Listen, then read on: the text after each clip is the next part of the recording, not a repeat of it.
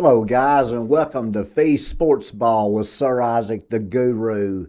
We're rocking and rolling this Thursday night as football's kicking off for the weekend. Sir Isaac, how have you been on this rainy day?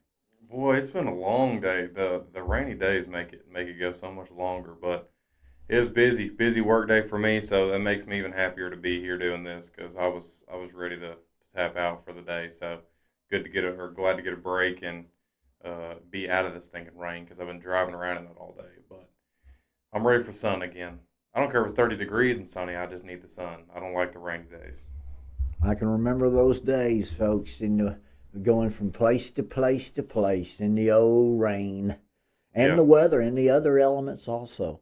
I remember when I had some video stores, and one night it was just a blizzard, and my mother and father, you're not getting out in this weather. And I said, oh, yeah, I won't make it. I'll make it no problem. So I went from Marion to Mariana and back in just an absolute snowstorm, and they were worried the whole time. But I was 21 years old. Didn't think a thing about it. Most of the time, if you have common sense, it's not. It's never. Well, I say that. It's not normally me that's the problem. It's other people that are the problem because people just when any type of weather happens, they just act like it's we're in World War III and they're just free. I mean, they just forget how to drive, and it's like it's just rain or it's just a little bit of snow. Just drive cautious and make it happen. But the more that you drive crazy, the more you put you and the people all around you at risk. But yeah, I mean, it starts raining and people act like we're on black ice. I mean, it gets on my nerves, but it's part of it. I drive a bunch for work, so it really makes you have to do the whole defensive driving thing that you get taught to do when you start driving. It does, because the law of large numbers tells you that windshield time, the more time you spend there, the more opportunities you have for something to go wrong and Mm-hmm. it not be your fault, Mm-hmm. including the elements or car trouble or any type of other people that have accidents. Yeah. So that's part of it. Great to have you back here. Thank you for traveling down the Dadgum Hill today. Had just a barely average week. I would call it a very bad week for Fee. You went about 500. So it was ugly for the handicappers at the It, Phee Smee it Network, was a bad week for the show. That's for sure. except for the females, as Miss Smee came on and she went 3-2 on Saturday, 3-2 on Sunday. She ties the first week. The Queen Bee and Phee Smee went 6-4 this week. Miss Smee she went 6-4, but Fee went 3-7 as 0 for 5 Sunday. Goodness She made me gracious. change my Chiefs bet, so I went all in on it, and then look what happened to it. Oh, that game made me so And then mad. I had Detroit, woo, against Philly. So I you look know, forward to talking about those later. hey, and yes, I'm very well aware. But the ones she missed, of course, I said on the program, you're going to have a West Coast team traveling to the Florida or the East Coast for a 12 o'clock game, and they're giving up points. Not a good play. But Mm-hmm. give me just like she had, and we both lost it. So anyway, a bad week last week. Let's get into the college football scene this week. Sir Isaac Guru, as you see, the college football playoff committee ranks their top 12 team. Any surprises there for you? Anything that you think will happen as the season continues?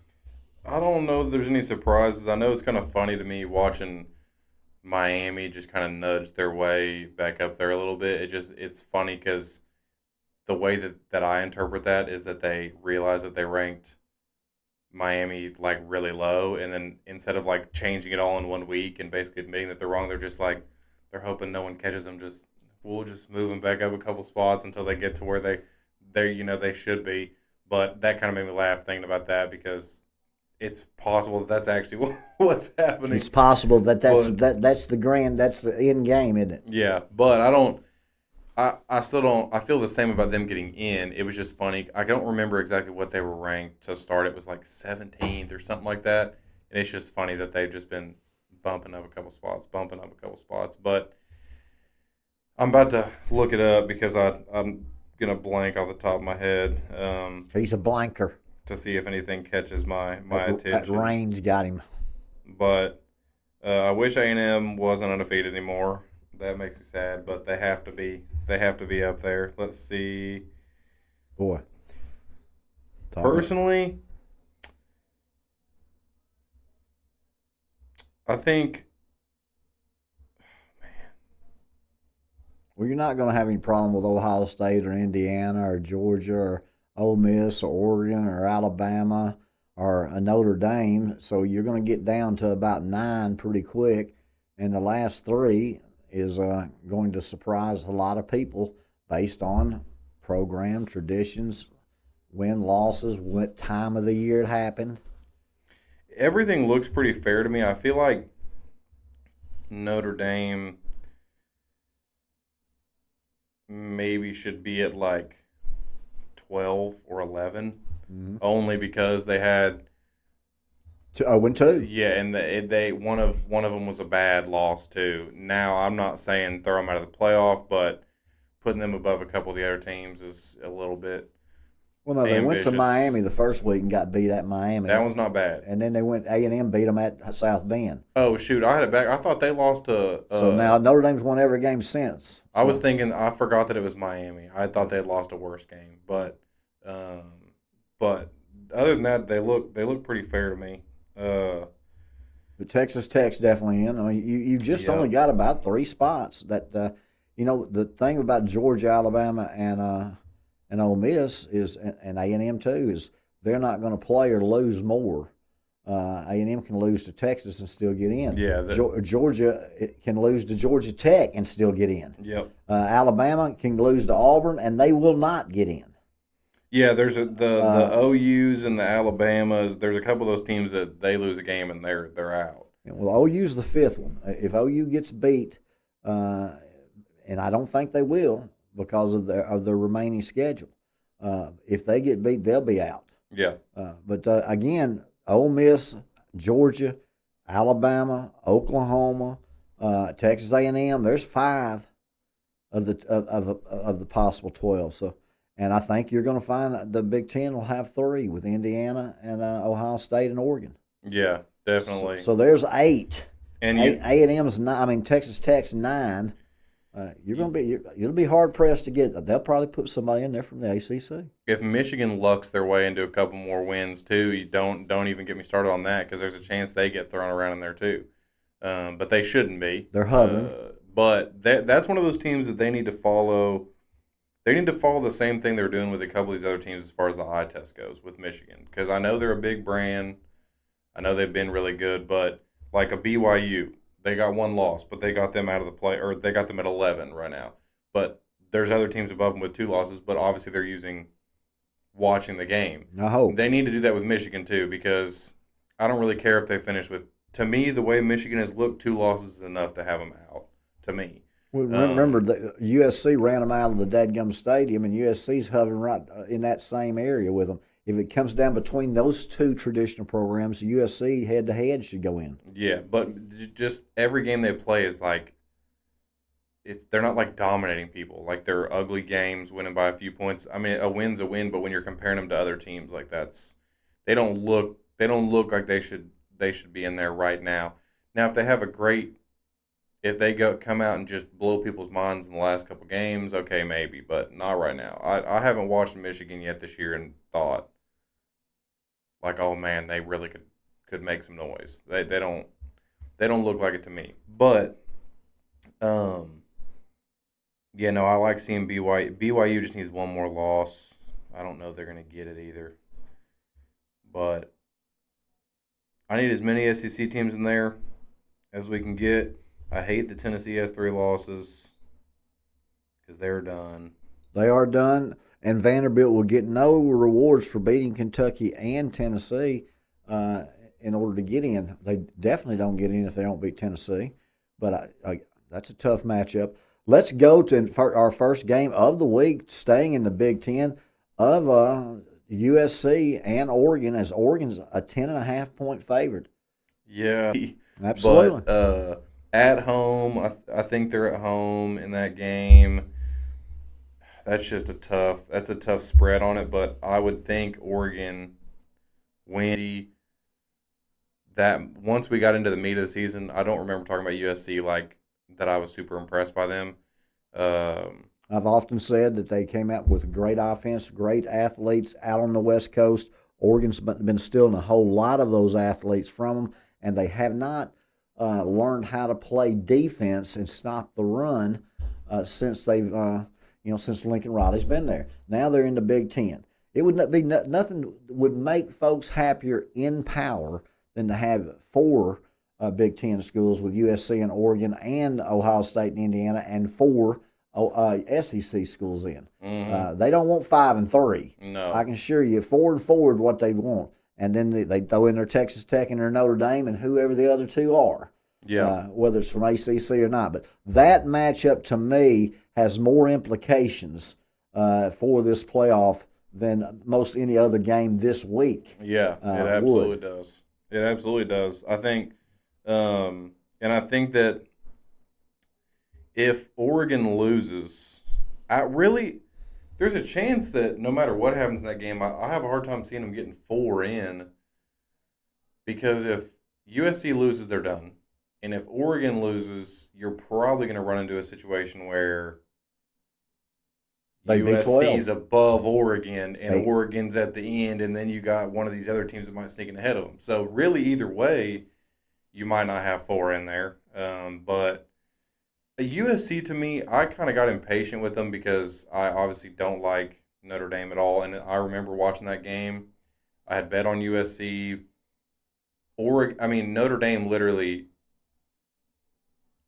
any other solid team in the nation, if Notre Dame played the way that they did, would have won that game. And USC just literally would not walk through the open door. They would every single drive, it was their quarterback throwing picks or messing up the opportunities, and Notre Dame gave them plenty of opportunities.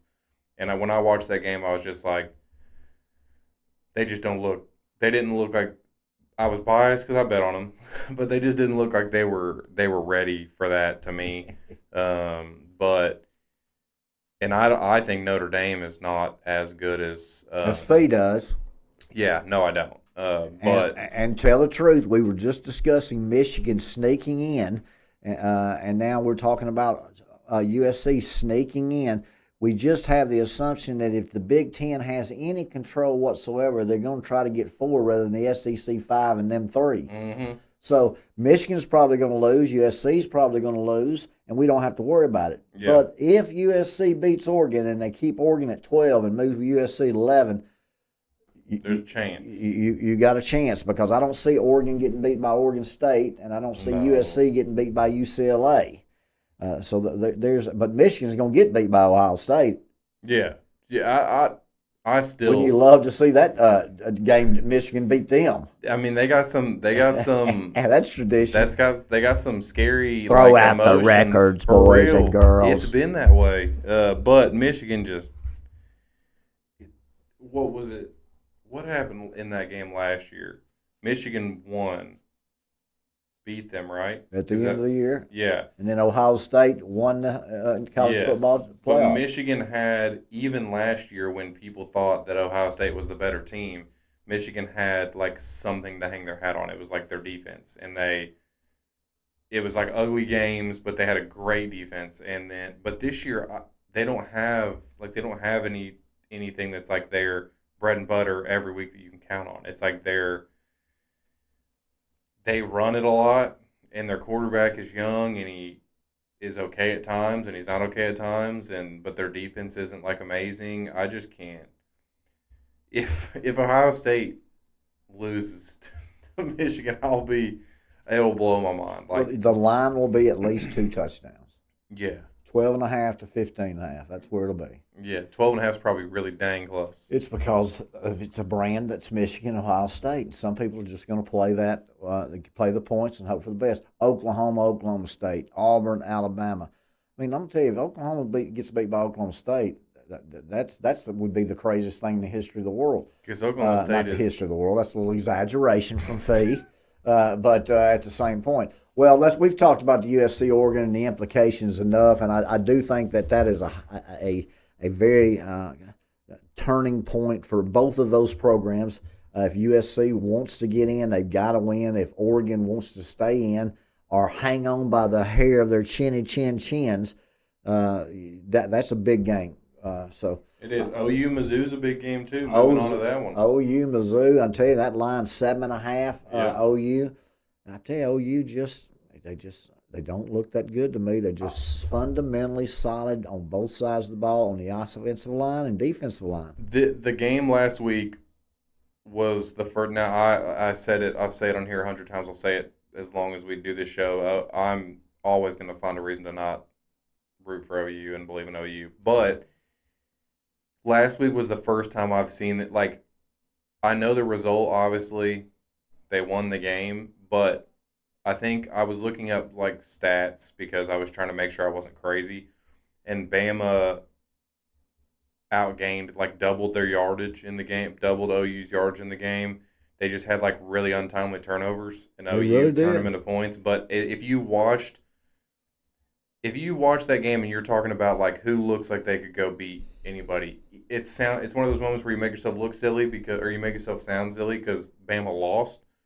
But watching the game, I'm like, I can see Bama going and playing, and I can't see OU relying on that. You don't think they could beat them again? No, I don't, and I don't think if you're relying on turnovers, like that's not going to play out. Momentum is real. And tell me, Sir Isaac, did you not just feel the energy of all of those timing plays, turnovers at wrong moments, all that energy building in Oklahoma's favor? I watched Oklahoma play 4 and 5 series this year where I didn't think they were any good whatsoever. Mm-hmm. And I've seen them play 3/4 of one football game that they looked like they were the best football team in America. Yeah. So I don't think they can win 5 in a row or 3 in a row, but they can beat anybody any given day if the turnover battle is there because their defense is good enough. Yeah, they are good. Although even then, again, it's like if it wasn't for the turnovers, their defense really didn't have that good of a game. I think they gave up like just over 400 offensive yards. Bama was moving the ball. Both of those teams have the same offensive problem, though, which is that both of them cannot really run the ball, which is so crazy to say about Bama because they've Oklahoma. always been one of the they've both Oklahoma and the wishbone in the 70s, folks, and the 80s were the real deal with some of the best athletes in the world. Since then, Troy Aikman, he transferred from OU to UCLA because they wouldn't throw the football. They were a running football team, and you're exactly right. Alabama and Oklahoma cannot run the football. No, they really can't. Bama's one of those teams that's like just steadily getting 3 dudes drafted off their offensive line every single year. They're like, you look at their line, they just look different than everyone else. They run for 3 yards a carry, and when they have to, they can run the ball, and they can't run it. I mean, it's all passing, and they're good at it.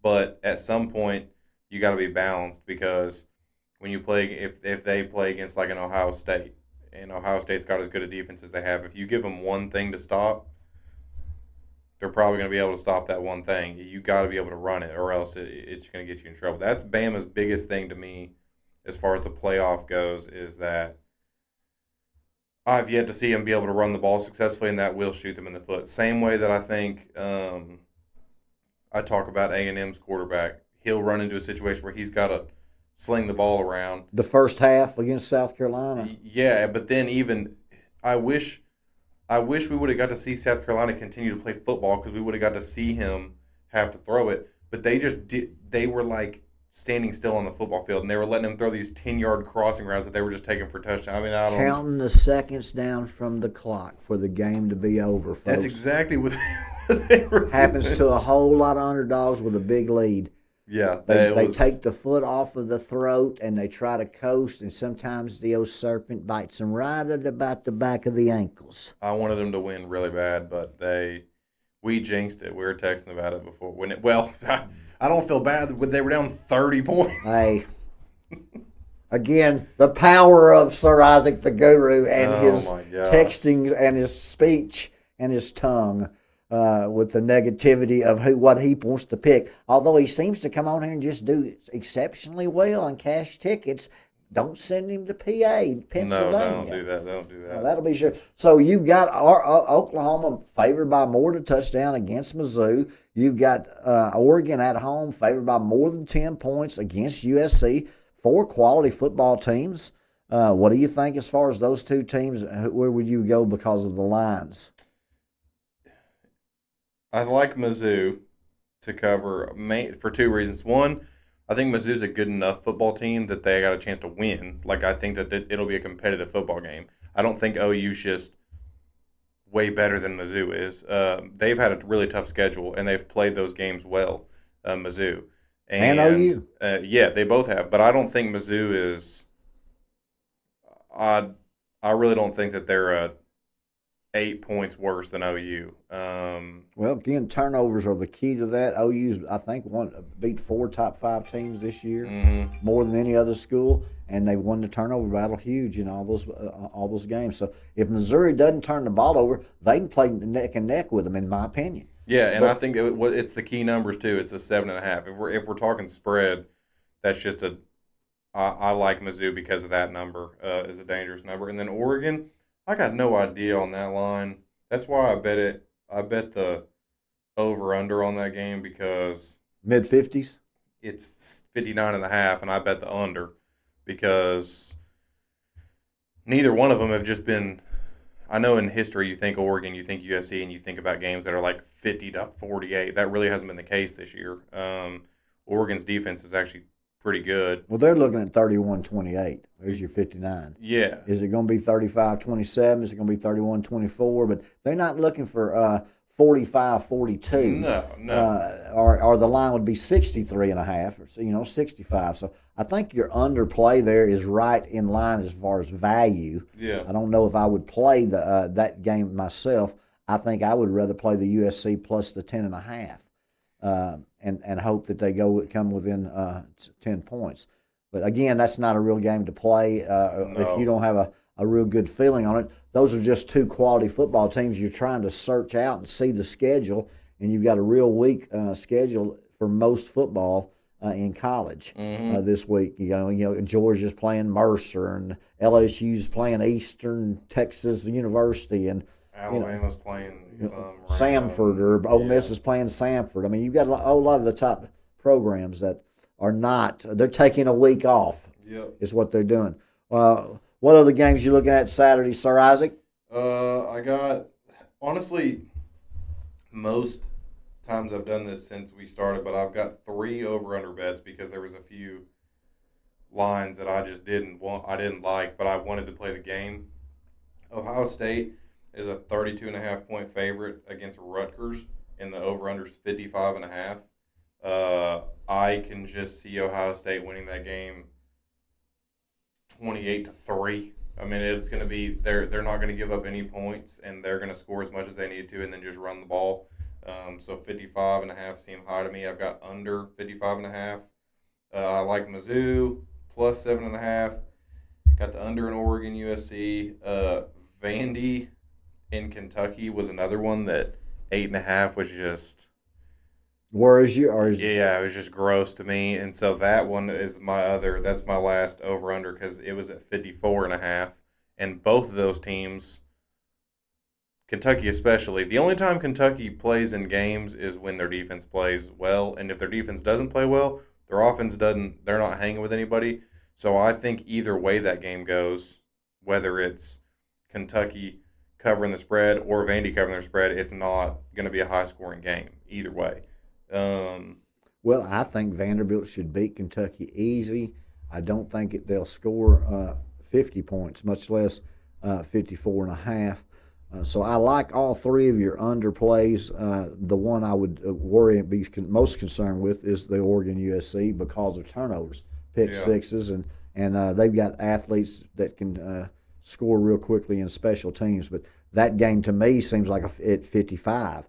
So that's certainly under 59.5. Your Missouri play at OU more than a touchdown, I really like. I think that's phenomenal as far as your betting is concerned. You've got some other college football games with Georgia being off last week, but they were dominant last week. But they're off this week. You also have your BYU still hanging in there. You had Ole Miss and USC barely winning, nervous about it. Talk to me about that. Well, Ole Miss, yeah, that was I sketched. They had a sketchy win, and USC both. Yeah, it was just ugly. Again, more Ole Miss. You just don't like them. He just don't like. I don't. It's my alma mater. Of course, he just doesn't like them. I don't, but they do it to themselves as far as that goes. That's not me. It's not a Isaac and OU situation where like paper clips. I mean, but they've had 2 games now against significantly weaker opponents that were just a little like too close for comfort. Of course, if it's Arkansas, those games go the other direction. We don't get away with the too close for comfort. They always go the opposite way. But Ole Miss seems to keep escaping them. But again, it's just tough to watch that and then think about them against a team that's not going to let them do that, because it just makes you not trust it. I definitely don't trust USC. I already talked about that, but Ole Miss is definitely questionable. They're a playoff team, like I said all along, but they're not good enough to win it. No, I agree. And of course, neither is OU. But there ain't one of them that's good enough to win it, and you don't know which one it is yet. Yeah. So if you knew which one it was, it'd be fantastic. I wanted to find a way to bet BYU versus Cincinnati so bad, and I can't do it because that's going to be a Cincinnati win. Vegas right is killing me with the dang BYU lines this year. I can't find one I like, and I've been talking about it all season long, and I can't find one. They keep doing it perfectly because BYU has way more to play for than Cincinnati. And that you'll have to remember earlier this year he had a trap game at Cincinnati, and Phee told him about it then. This is another one at Cincinnati. Yep. I'm telling him right now, take the Cincinnati Bearcats and quit playing around with BYU. He's just not a Cougar fan. No, I'm not. Not when. I'm talking to you, Houston or BYU. No, well, yeah, true. Houston. By the way, Houston's a 1.5-point favorite this weekend too. Wonder how could that happen if they don't have a football team? You know what's bad? So I was just going to bet the other team. No, I gotta say it. I gotta say it quietly. I actually like Houston in that game. That's why I didn't put them on the sheet, because I can't. I hate to admit it, but he's right. Just keep them on the line and just reel them in. See. Well, they're a terrible football team. They haven't won a game all year, so they're due. That's why I don't want to bet against them. Well, I understand. But BYU minus 2.5 at Cincy. Go ahead and pick your pick. I can't. I really like. I'm not picking it. This is not going on my record, but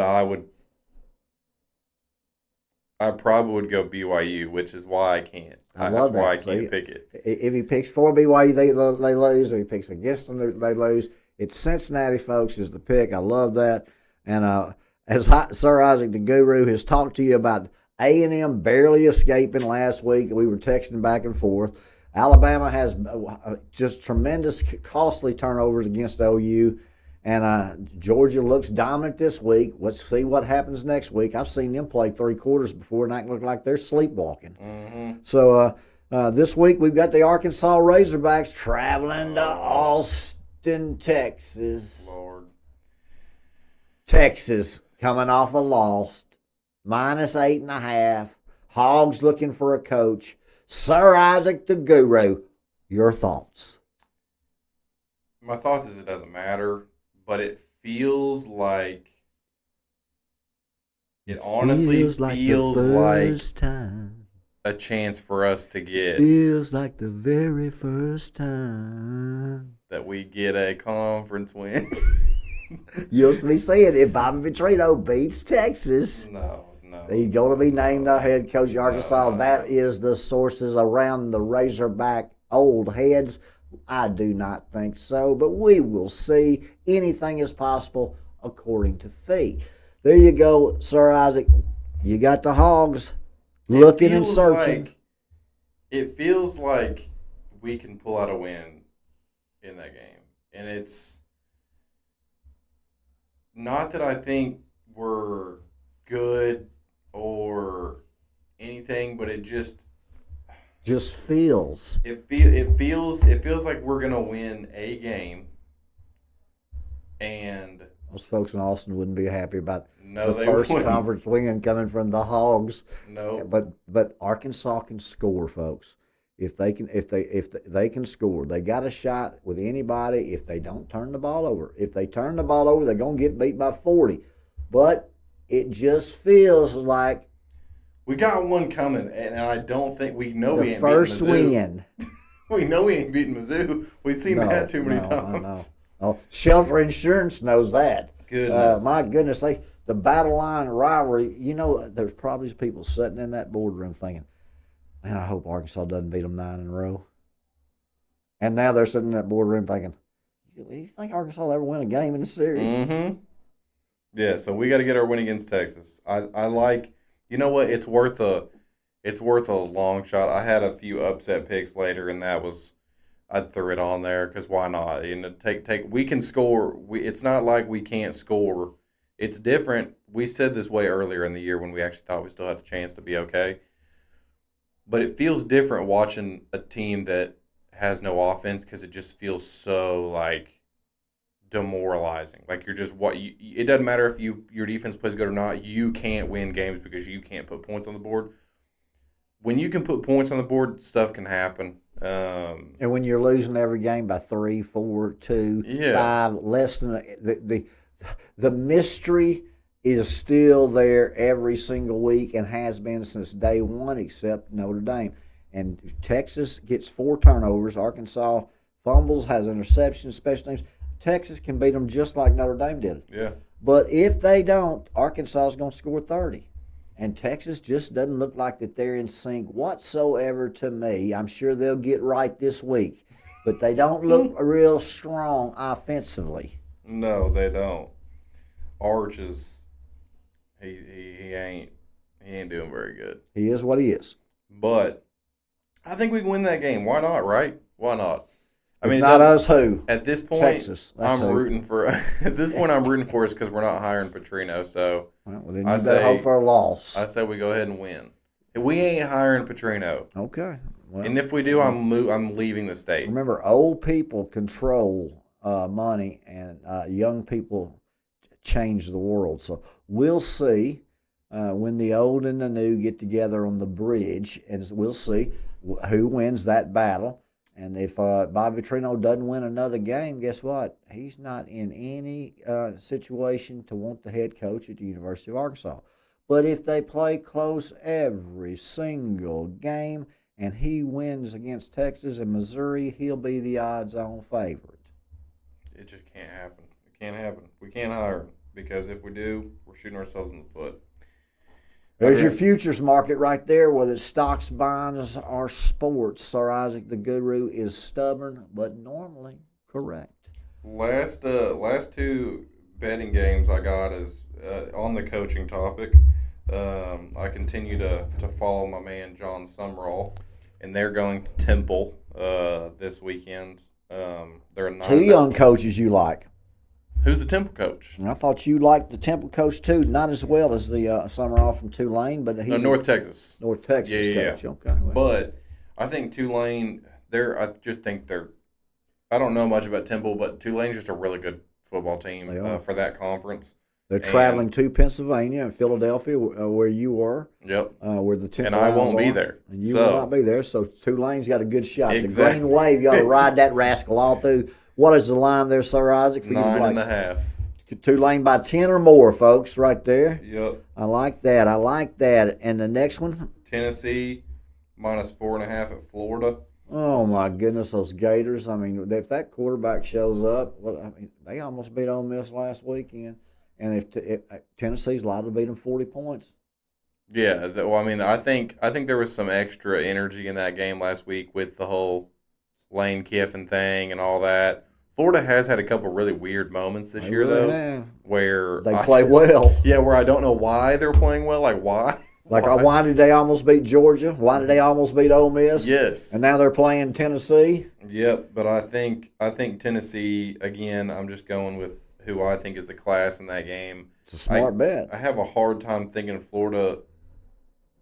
I mean, props to them if they want to show up for this game. I mean, I respect it, but I have a hard time thinking that they they're still play Florida to. State at the end of the year. Do they? Or I'm asking because that used to be the year-end game. That'd be the next week game, right? So yes, Florida's to play those 2 quality football teams after playing Ole Miss last week. The schedule makers didn't make them any easy stuff. Ole Miss, Tennessee, Florida State, boom, boom, boom. And they've already played Georgia this year. I tell you, Florida's been a disappointment, but somebody's going to turn that program around. Someone should be able to turn. I mean, they got so much talent just around them. Miami being really good, when Miami being good hurts them. Florida State's obviously not in a position that they should be taking all their recruits, but you should be able to make Florida a good program. I think Arkansas has potential to be a good program, but it's hard. With Florida and LSU, places like that, you got all your resources. You just got to be a decent coach, and so The way you win at Arkansas, Nebraska, is you find an energetic coach and put plenty of money behind him in this day and age to get the quality recruits. He gains the momentum with a culture. They want to come play for him, and all you have to do is match those funds then. That's the only way that, because Arkansas and Nebraska are two places that they've got statewide support, but their NIL is not matching those, and their traditions are not matching those anymore. no. See, Nebraska was a strong powerhouse, and Arkansas was a strong powerhouse, just like they were in track and like they've been in baseball for a while and like they were for some years in basketball. Now some people actually that are your age think Arkansas is a basketball school. In reality, if you're looking at it's a baseball school if you're looking at our track school, if you're looking at recent history. But at some point in the 60s and 70s, Arkansas football was right up there with the rest of them. And so in order to get that back, you've got to find the right coach. He's got to be young, energetic, and you've got to put a ton of money behind him. He's got to get lucky early to gain that momentum, because the first 2 or 3 years is going to make the difference in any coach that goes to Arkansas. Yeah, for support, for energy, everything. Yeah, you can't come in and you can, but it's what if you come in and have a 3-win season. Do I think it's impossible to not grow from that? Like, no, but when you're fighting a losing battle already and coming in and having a bad year, it makes it. Yeah, you're right. It makes it extra hard. You gotta be encouraging early, or else our fans are going to be right back in the. Well, you got to remember, there's only 2.2 million people in the state of Arkansas. Yeah. So if 50% of them aren't interested in your program because they don't like sports, or they're involved in business or arts or music, or they just could care less, that's not their entertainment. Then you're only down to 1 million. And if you got 500,000 of those folks that like Arkansas, which in the state of Arkansas, you'd probably have 750,000, 750 of the million. You can't have 50% of the people out there disagreeing with your hire and the other 50 hire. You've got to have 90%. Yeah. Because of the law of large numbers. So you've got to have that kind of support. They've got to win early. Yep. You think Summerall can win early at Arkansas? I think so. I think he's got as good a chance as anybody. So why doesn't the Waltons say, here's $50 million a year, have the best football program in America? Because the Waltons are worried about beating the Chiefs on Sundays. I know, but that has nothing to do. All the Waltons now own all these sports franchises, and the Kaufman out of the Kansas City Royals, your L.A. Rams, they're all connected, and now you have the Denver Broncos. But from a business standpoint, Tyson, Walmart, Stevens, the huge corporations in the state of Arkansas, when Frank Broyles was there, he had those connections. Now you're dealing with grandchildren, and you're dealing with corporations and foundation leaders, and you're not getting the $50 million you need. You're getting the $15 to $25 million that makes you compete in the SEC at the very bottom. Matter of fact, I don't think Arkansas is the worst team in the SEC. We shouldn't be. But guess what? They're ranked last this week. Yeah. No, I don't think we're the worst team either, and I don't think we should be either, because we're better than a couple programs, or we should be better than a couple programs. But when you're over in the conference, that's why you're last. Yeah. No. Yeah. It's we can't complain about it. I mean, we're not going to complain about that, but I'm not going to be unhappy about watching football games that end in 3 points and is down to the last possession. When I have seen years at Arkansas where you wanted to watch bait car at half, it was 42-0, and I have seen teams come in here like some kind of Eastern or Western Kentucky and beat us by 30. We've gone through the Chad Morris years, an era that didn't look like they could coach junior high or high school football, much less and how they were the champions of the Texas high school football for that many years to build that kind of legend, to get that kind of job, tells you the athletes that he was having or something changed as far as the culture is concerned. But those are your picks for college football as he jumps on Tulane. He jumps on Tennessee late with his bets. He also is enjoying some unders this week. Very seldom do you see the general public likes playing overs because they like to watch teams score. I was just saying, I love overs. I'm not an unders guy. There was just because I always talk the same thing. I don't want to root for a game to not have to not have points. It's like backwards from the pleasure of watching. But there was this week was just a kind of an exception where there was just some lines that I was just like, and then I was pulling up those teams' past performances, and there's just a few that were high, and I can't see it. But honestly, I'd love to be wrong and watch a shootout. But and then a few upsets just to throw darts at the wall that would be worth it is Arkansas, already said, plus 8.5. Bet them money line, see what happens. Louisville is not a big underdog, but they're plus 2.5 this week. And then Mizzou is plus 7.5. I think Mizzou is a good enough team to beat OU. I think Arkansas is got a good enough offense to beat Texas, and Louisville can't decide what they want to do. But sometimes they decide they want to play good football, so they could win too. But sometimes they turn around and run it off to one of the best running backs in the country. And sometimes, hey, my running back picks this year, if we go back to the first episode where I picked a couple we got it running on backs, tape, folks. I mean, the guru's just nailing the spot on, isn't he? I nailed the running backs. He nailed it. But and SMU is who Louisville's playing, and they've been fraudulent too. But I tell you, college football is just so fun and enjoyable, folks. It's just a blessing to watch because of all the different landscapes every week. The one team plays up this week, down the next.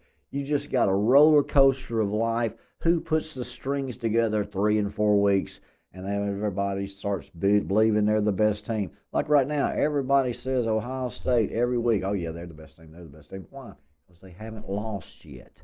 See, but if they lost, people would start saying, oh. Because Georgia and Alabama, they've played each other in a quality football game, 28-24, I believe, or 24-21. Mm-hmm. You've seen Ole Miss play in quality football with Georgia. You've seen Alabama lose twice this year. Oklahoma showed up, but that Ohio State, nobody seems to be worrying about them because who are they playing? Yeah. Who are they playing? If you'll pull up their schedule and show me who they played this year for everybody to say, just because you're 9-0 is the reason where they are not going to win it this year. I will tell you. I have told you. You I still will believe continue it? to tell you. Absolutely. Ohio State does not win the college football playoff this year, and they don't win it next year.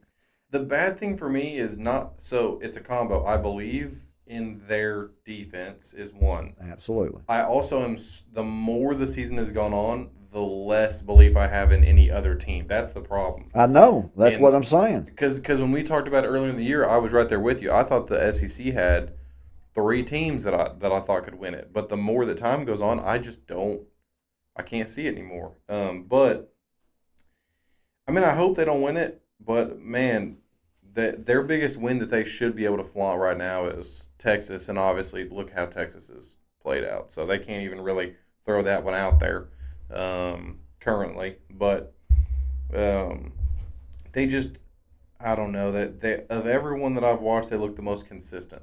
That's why I feel like I just feel like they're the team to beat, and the SEC teams are starting to scare me. Georgia has honestly been kind of a late riser. Now you're on them since Phee told you early on. Well, I mean, we've always known they're good, but they were playing a couple questionable games in the middle, and now they're starting to look like consistent, dominant Georgia again. So now it's more like, okay, well, they're giving me confidence.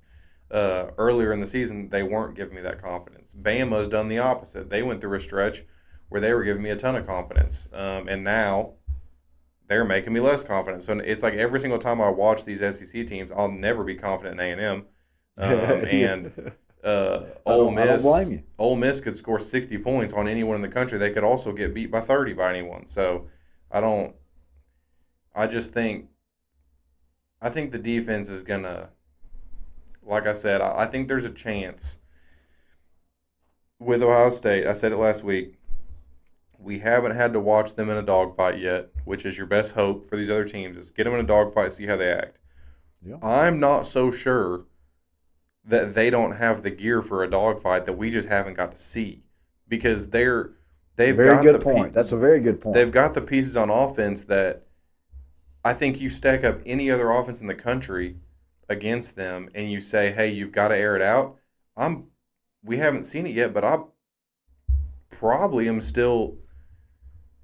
You give me Jeremiah Smith and Carnell Tate and just say throw it in the air in their direction, and I'm not so sure that they're not going to go snag balls on everyone's head. So They will. I don't know. Something's got to go as far as that's concerned. I agree. We will see how it works out. But again, I'm trying to find Ohio State's schedule, and they just had a 70 to win over Grambling State, and the team is currently ranked number 1 with a 10-0 record. Last year they beat Notre Dame 34-23. But I'm basically trying to find who. I got you. What is the schedule? We'll go from the start of the year. Yeah, give me the start of the year. They played Texas, obviously. Texas was their big win, and now Texas has not been what people thought they were. Go ahead. Yeah, then they had Grambling, which you just said. Yeah. They played Ohio, who was terrible. Yep. Washington, who's been okay, but they're not that quality. Yep. Minnesota, who's not very good. Yep. Illinois, they beat 34-16. And then Wisconsin, who is one of the worst teams in college football this year. Penn State, who had their downfall. They hammered them. Purdue, so not very good. And then UCLA, so not very good. They haven't played Indiana, and they haven't played Oregon this year. No, or they haven't played any of the. And they're not going to play Indiana or Oregon throughout the rest of the year. No. Who would they play? So they played Texas, and you can give them a good quality win for Washington. There's no question, and you can give them their credit win for Penn State. That's okay. My point to you is they ain't playing Alabama, Georgia, Ole Miss, Texas A&M every dadgum week. And so sooner or later, you win that many games in a row, and you won last year. So that includes last year's playoffs since the Michigan loss. Mm-hmm. And the worst thing for the world would probably for the playoffs would be if Michigan beat Ohio State. Then Ohio State's allowed to win another one. Yeah. But if it's right now, I look at that schedule. I looked at it earlier in the week and then couldn't find it back a while ago. But when I looked at that schedule, I said, okay, well, Texas wasn't expected. That was a quality win. They started up there at 1-2. Remember? Yeah. Okay. Now whoever won that game is still at 1. And then you got Penn State. Quality win at the time. Now they firing their coach after winning 4 or losing 4 or 5 in a row. Then they step back up and won or played real well. Mm-hmm. So you're going to find some quality teams, but I don't know. I just don't know about the dadgum Ohio State Buckeyes just being so much better than everybody else in college football. You're going to learn quick. When you get there, you're going to learn quick. I guarantee you that because when they get. If someone comes out and rocks them, you're going to figure out real fast if they keep the same composure and just keep getting stops and scoring points, or if they panic. Because watching them in all these other games, there will be a very noticeable difference in watching them play football. If they go play a Georgia or they play a Bama, and all of a sudden they have a wake up moment. I think you'll figure it out very fast. Now, if they come out and in the beginning of the game, the other team looks like they can't move the ball at all, then I'm going to be like, oh, then it's going to be the same thing. But no, I'm not going to disagree with you on that because I think you never know until you don't. It's like if you're a boxer and you're fighting. I hate to use this as a reference, but anyone out there who knows the whole Jake Paul situation, YouTuber guy goes into boxing and he's okay at boxing, but he's not fighting boxers. He's going and knocking all these people out, but you don't know how you're going to react when someone punches you in the face until you get punched in the face. And so Ohio State's kind of in that position right now where you're never going to know until you watch it happen, and they're not going to know how it feels until it happens to them. So, but I think you're right that they could be that they've played a weak schedule. They obviously have, and then that they may not look the same. And I hope that's the case because I don't want them to win. I don't want repeat national champions, and I don't want Ohio State to win national championships.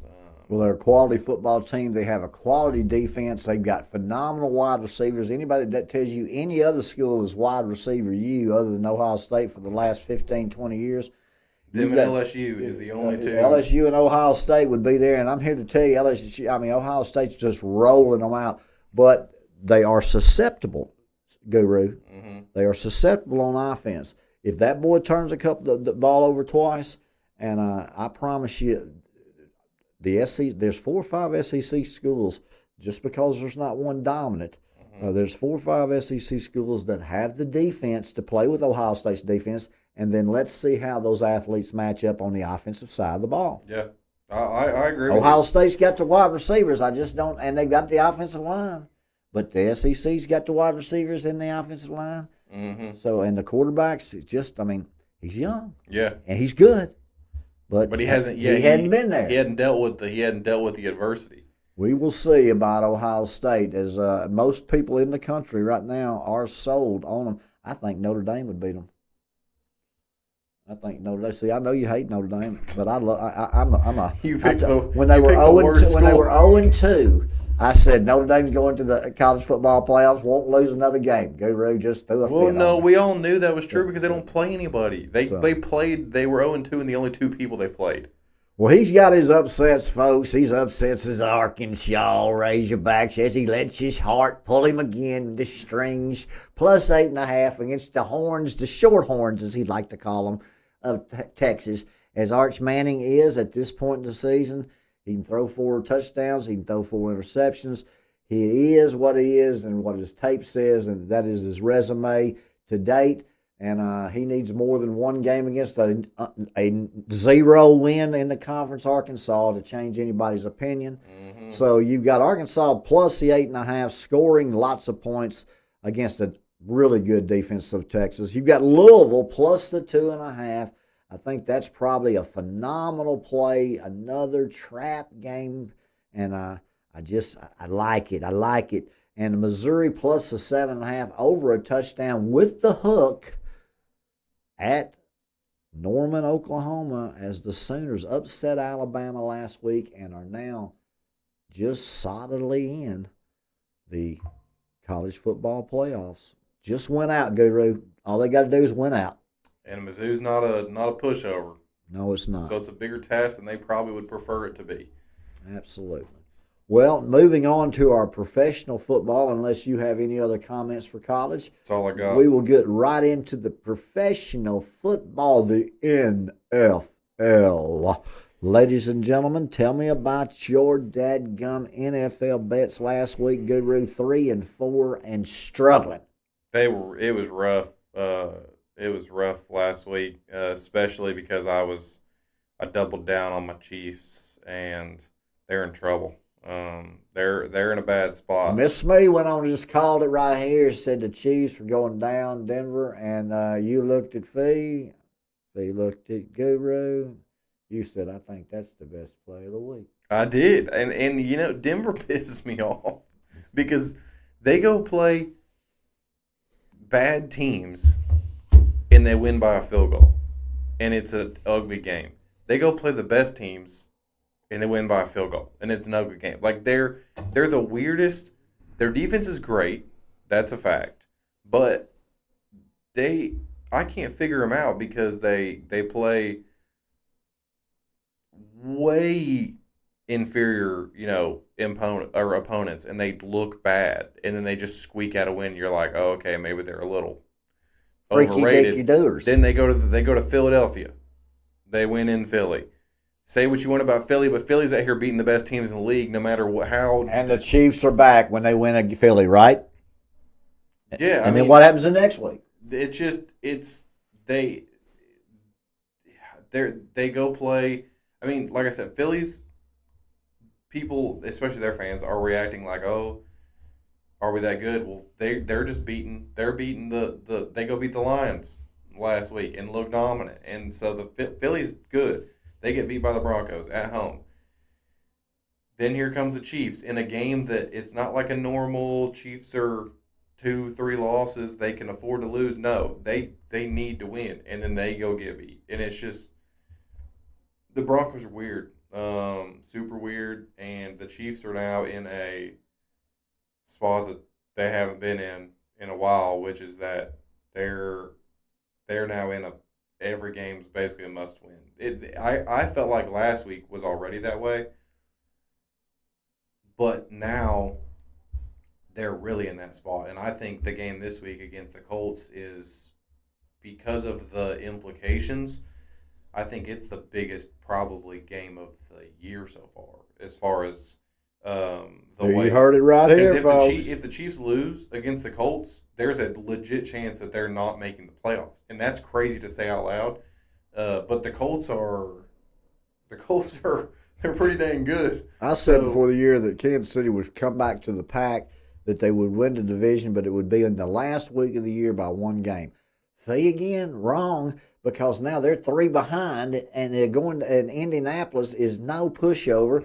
Matter of fact, let's just say this: when you start talking about must-win games, and you're 5-5, the expectations are something that you're not meeting at that time.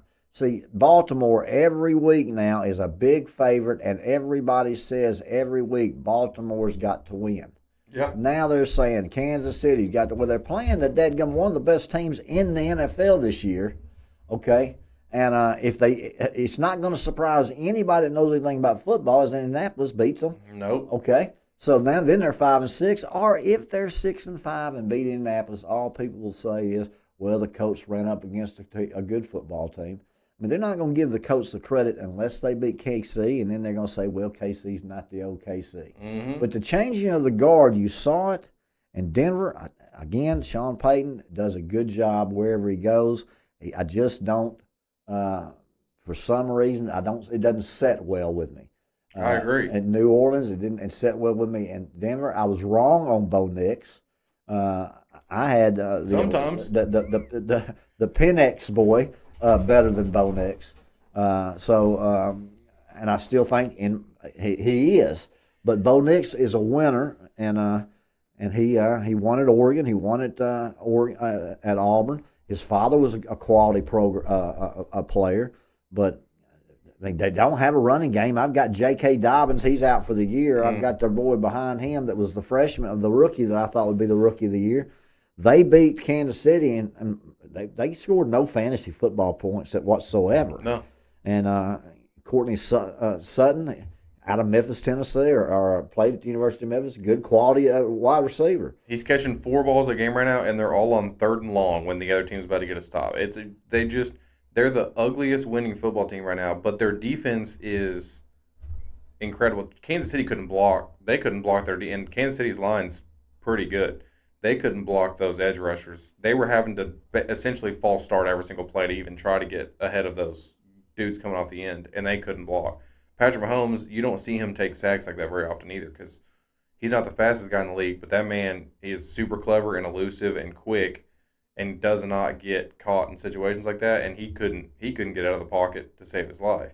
Bo Nix gives me Tim Tebow vibes. Like, okay. He's talented and he makes huge plays and he knows how to win. Like he wins. I mean, that's a good quality quarterback. But then it's at like the highest level. There's times, and he's better than Tim Tebow. But there's times that you watch him and you're just like ugh, like what is he doing? He did the same thing at Auburn and Oregon. You watch him some games, some quarters, you'd think he can't play a leg, but he kept winning, and they kept making him.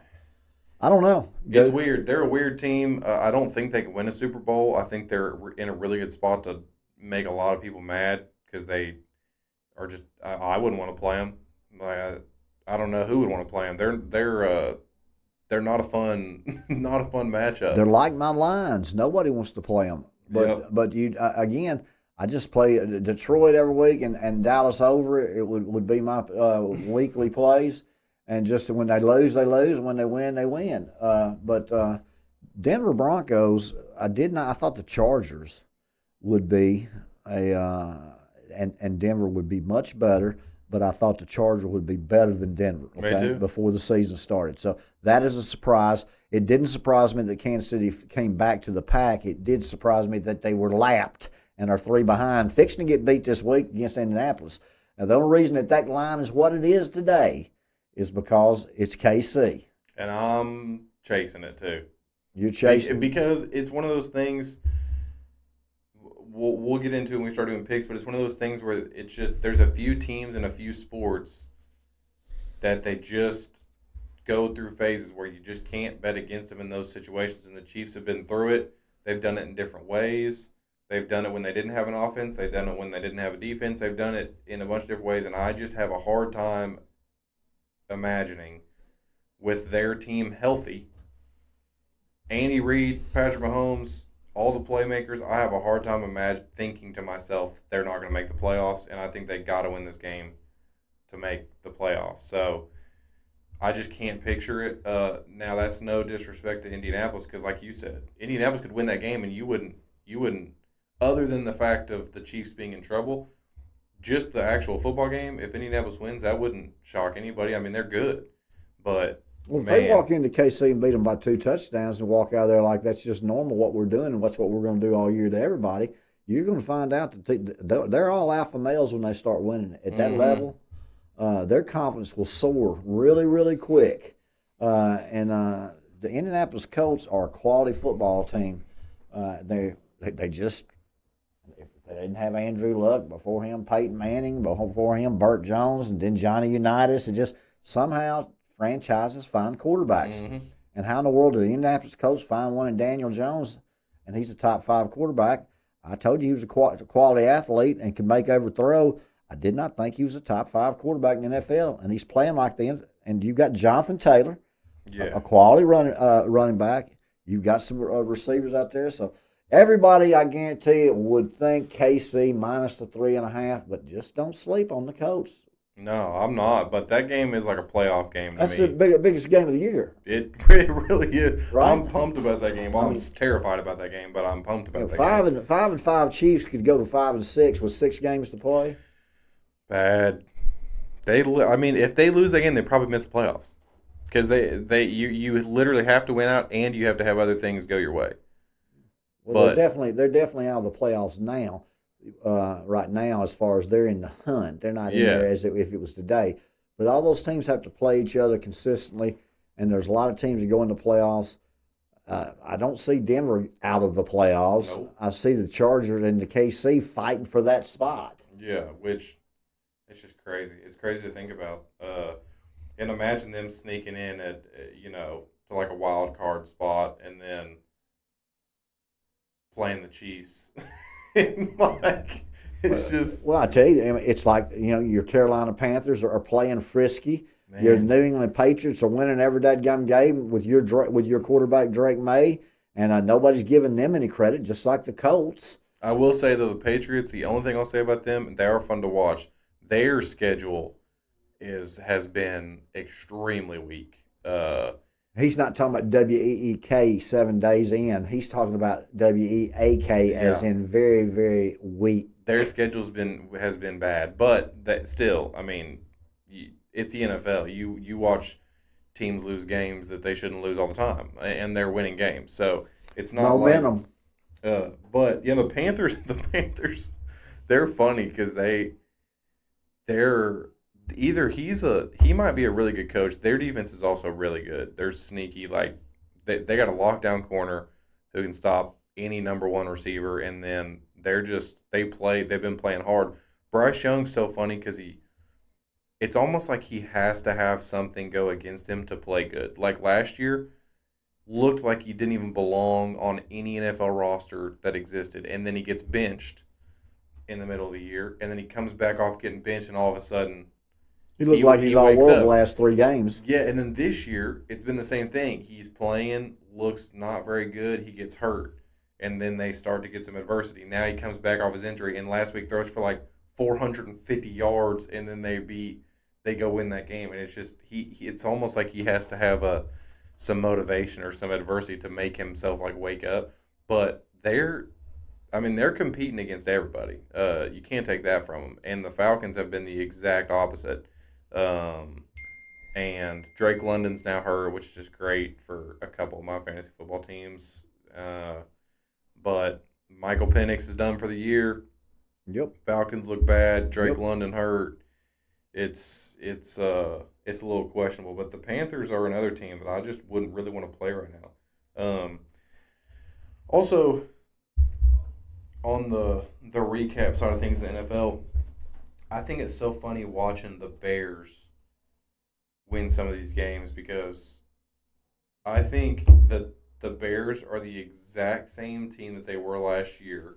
The difference is last year they would find a way to screw games up and they would lose them. And this year it doesn't feel like they've got – I mean, obviously it's Caleb Williams' second year. They've got a little more experience, but it's not like they're going out and just beating people like, well, they're in the same type of games that they've been in. The difference is they keep finding a way to win by 3. And last year, you knew they were going to find a way to lose. They were like Arkansas last year, where tight games, emotional games, we got a chance, and they lost every single one of them. This year, they've won every single one of them. And I feel like it's a complete testament to probably Ben Johnson as a coach, because I feel like when you start talking about games like that, and you're talking about just finding ways to get points on the board, finding ways to stay in games, a lot of that comes down to coaching. When Caleb Williams can't throw the ball down the field, so you're having to run all these little gadget plays and stuff, and you just slowly march the ball down the field, and you hang around, and then they've ended up winning games. But there's your first pick overall, Caleb Williams, in his second year. He has directed more game-winning TDs in the fourth quarter than any other quarterback this year. The Bears have had 5 game-winning scores. I mean, that's pretty impressive what you're talking about, and that comes down to coaching and key players in certain situations to where it's just like you can go make 47 free throws in a row and then miss 2 in a row. yeah, And it's just sometimes that's the way it goes. Last year they were losing close games. This year they're winning close games. I think you're exactly right. They are the exact same team that they were last year, but they're getting some breaks. Mm-hmm. And Cincinnati is not the same team they were last year, and they're not getting any breaks. And my boy Malik Neighbors didn't get any breaks. And Lamar Jackson with the Baltimore Ravens that are now this week in a must-win game again. Every single week, they're 13.5 point. Yeah, big favorite. Yeah, I know how you love those lines. yeah, those are nasty in the pros, but they won last week, and Lamar played bad. Absolutely. Of course, it was the Browns, and Shedeur came in and his entire press conference was way better than you would think it would be, except for the fact that he should have left out the part of he hasn't got any reps with the ones. He shouldn't have said that. He should have. Everything else he said right, and he probably could have swayed some opinions. But now he opened up the door for what I hope happens this week. Is I hope the Browns win, and then it comes into a storyline of Kasher's starting, and I hope it comes into a storyline of we got practice a week with the ones, and now they win, and it just turns into a cycle. He just continues to create scenarios in his mind of people going through difficult situations. Certain people I root for to go through difficult situations. I grew up 7 miles from downtown Memphis, Tennessee, with 3 channels, and I loved OU football.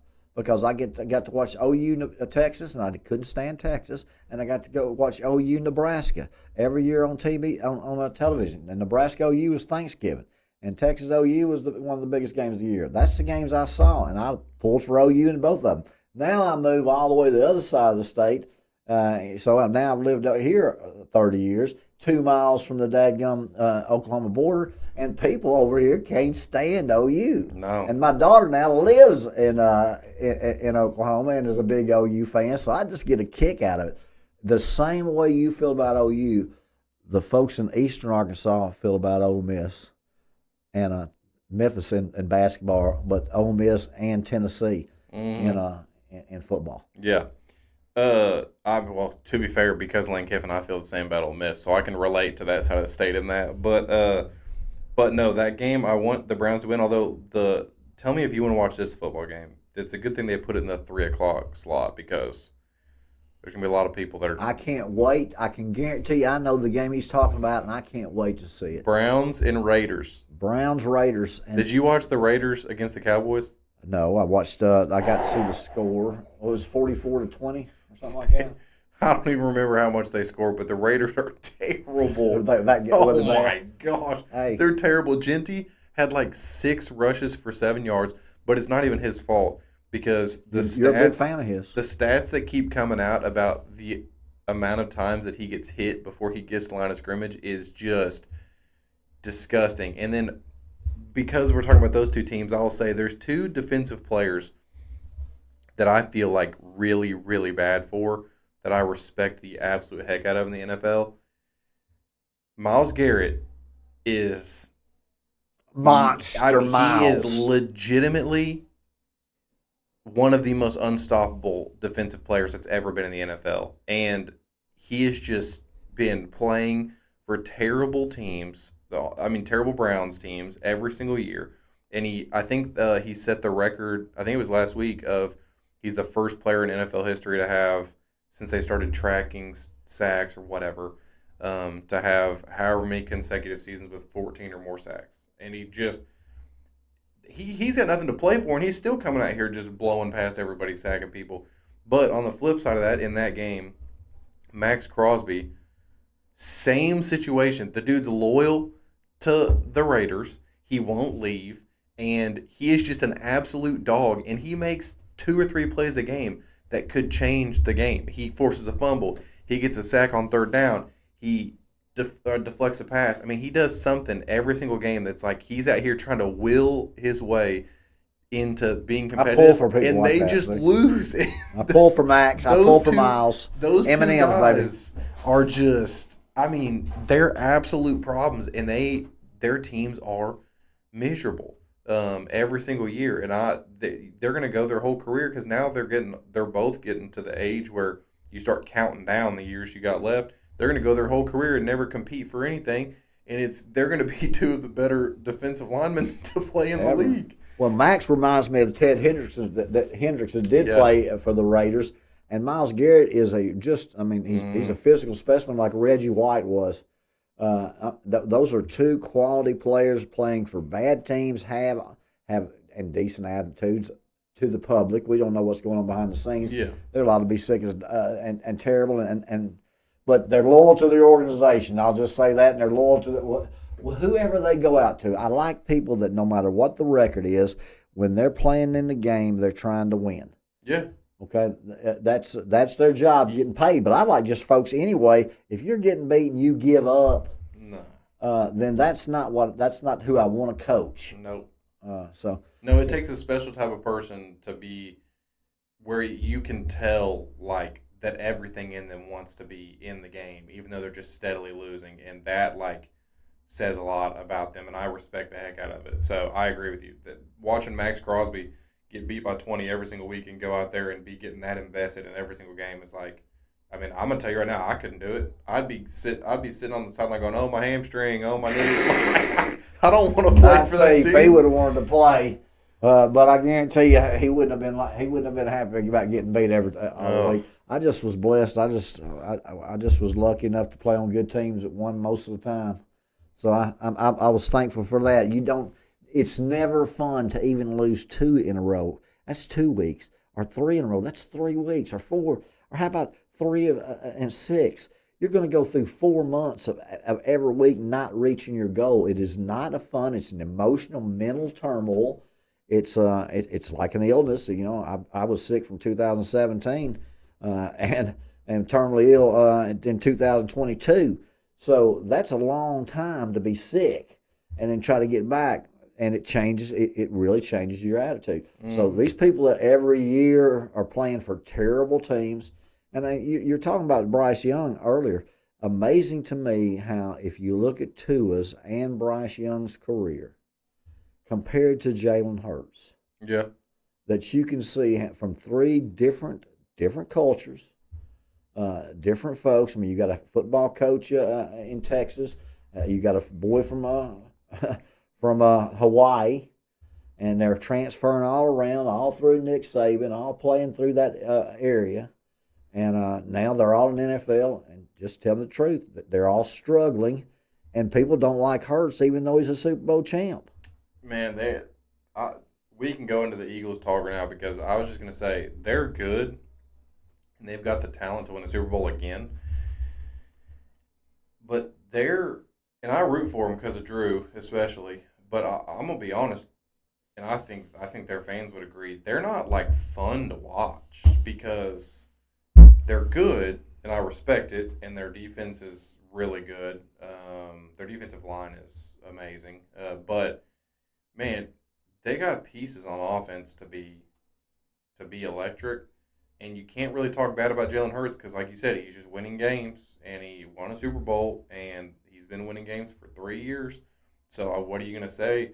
But man, when you just watch him play, it's like painful to watch. I can't imagine being like a diehard. The way that I feel about Arkansas, I can't imagine watching games being an Eagles fan like that because I mean I would just be going insane every single game. It's like, But you'd be winning. You wouldn't believe how many years Philadelphia was they were the New York Jets. yeah, Until Dick Vermeil came in and made them relevant. It was always the Cowboys and the Giants and the Redskins and that division for many, many years. And now the Eagles were really, really dominant in the 50s and 60s before the Super Bowl era of the 70s. The 60s. The Super Bowl started, I believe, in 66. So before then, Detroit was excellent. Cleveland was excellent. But I don't know, Guru. I tell you, Philadelphia to me is a weird team. very weird. It's a weird team. It's almost like you don't trust your eyes when you watch them.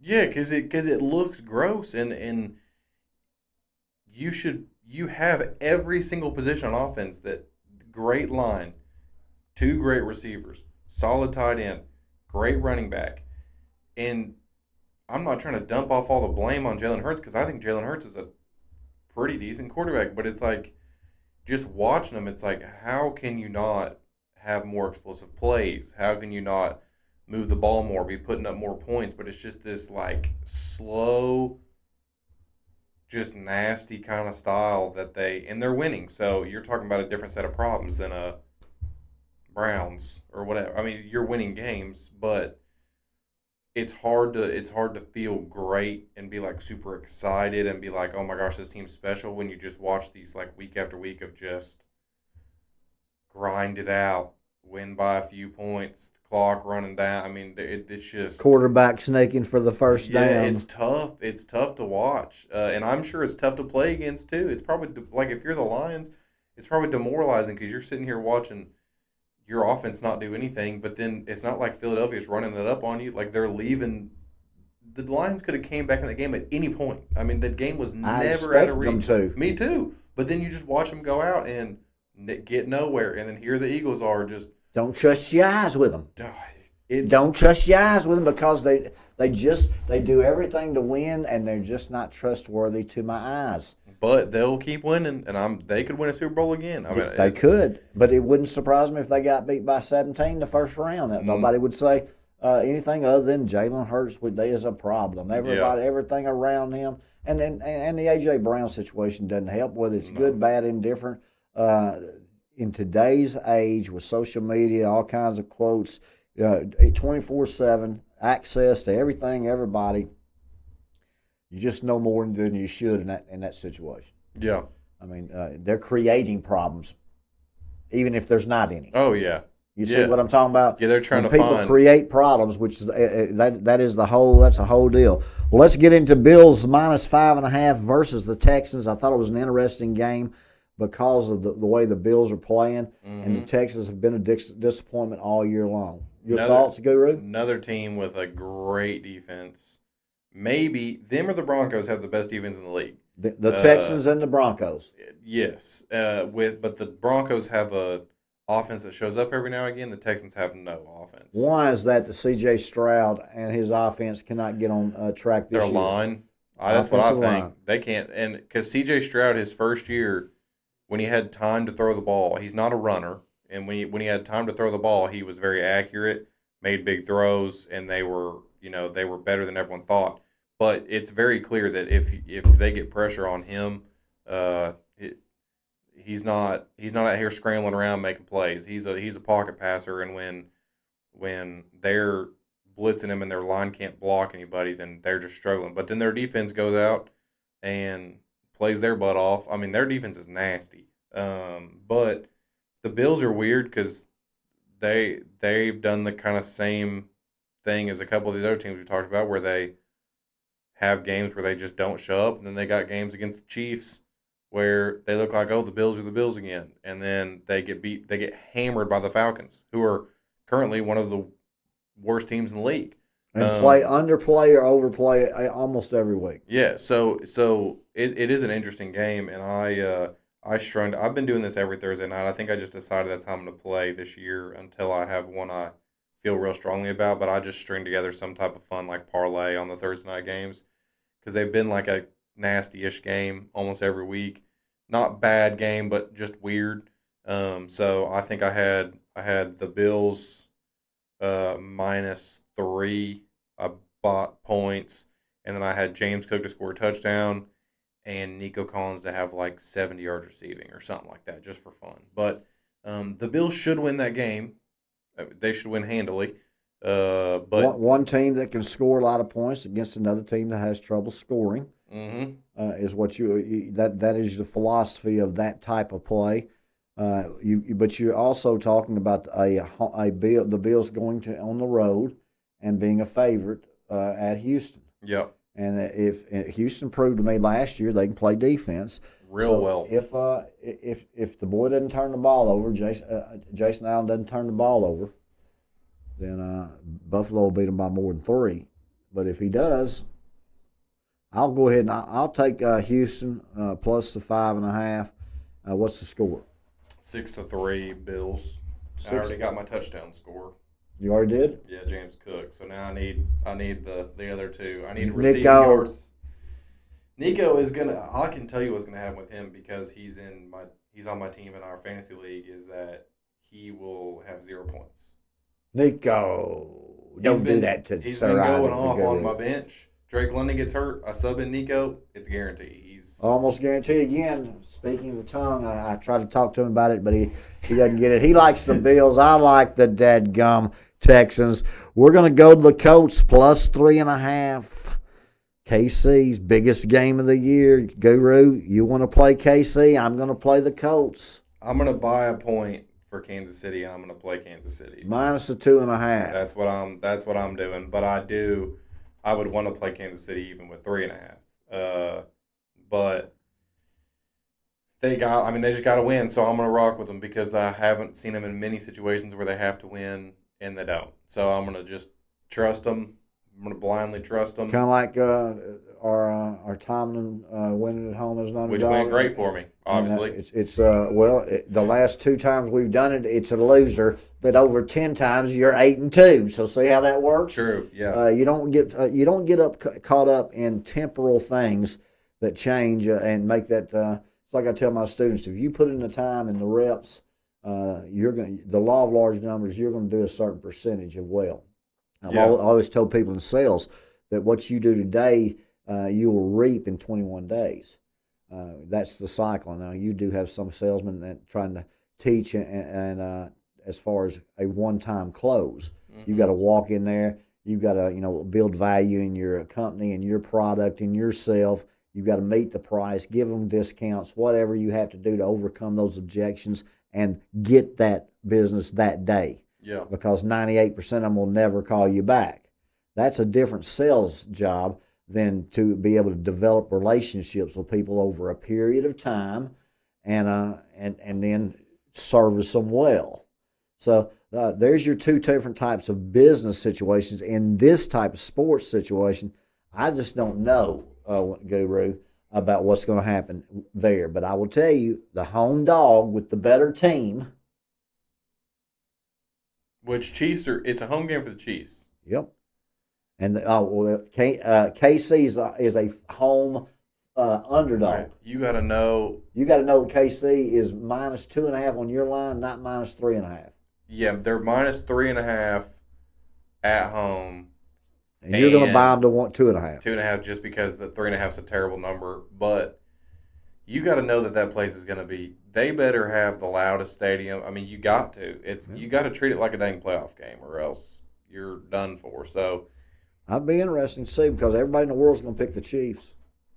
Yeah. Oh yeah. Remember, just like I'd say with the Steelers, and Tomlin, you just look up and it's that at the end of the year you're 8-2 or. With this year, Detroit and Dallas over. What do you think at the end of the year you're going to be with Dallas over?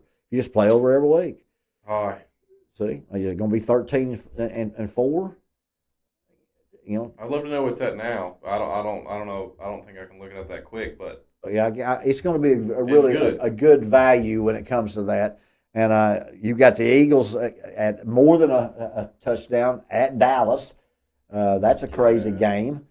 So you've got some really good matchups with a bunch of hooks between Kansas City and Indianapolis, between Dallas and the Eagles. What do you think about that?